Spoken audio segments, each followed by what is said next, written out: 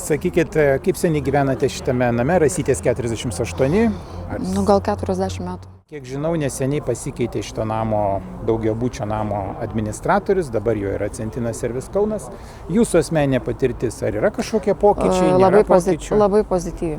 Todėl, kad iškilus problemai buvo labai operatyvi reakcija ir dar netikėtai smulkmenai iš visiška pagalba. Ta prasme, visiškai smulkmenai, kuri buvo labai svarbi.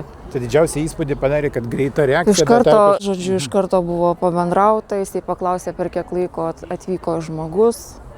Po to, kai buvo paskambinta, yra labai kas labai patiko, kad paprašius popierinės sąskaitos, jinai atsidūrė pašto dėžutėje ir joje, kas dar buvo labai malonu, buvo sukauptos gyventojų lėšos.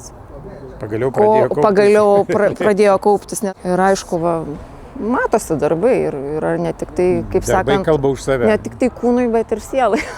Sakykit, ką galėtumėt palinkėti kitų daugiabučių namų gyventojams, kurie bijo keisti administratorių? Ar verta į tai veltis, ar labiau čia baisus sudėtingas procesas, ar vis dėlto tai yra pasiekiamas dalykas? Ir svarbiausia, nebijoti, nes kas žmogų labiausiai ūgina, nežinia, o gal tu išeisi ir pataikysi nuo vilko ant meškos. Nu taip, žinoma, baimė stabdo. Taip. Bet ta prasme, logiškai pamastyti, ar jūs ne per didelius pinigus atseikėjat administratoriui. Tiesiog logiškai pamastyti, nes visi. Tai ta prasme, rekomenduotumėt nebijoti vis dėlto, domėtis, kovoti už savo teisės, ieškoti, rinktis, nes yra iš ko rinktis. Galima rinktis, yra rinkos ekonomika ir galima rinktis ir nebūtinai būti prisirišus prie vieno administratorių, būti jo nepatenkintų, mokėti mokesčius, kentėti.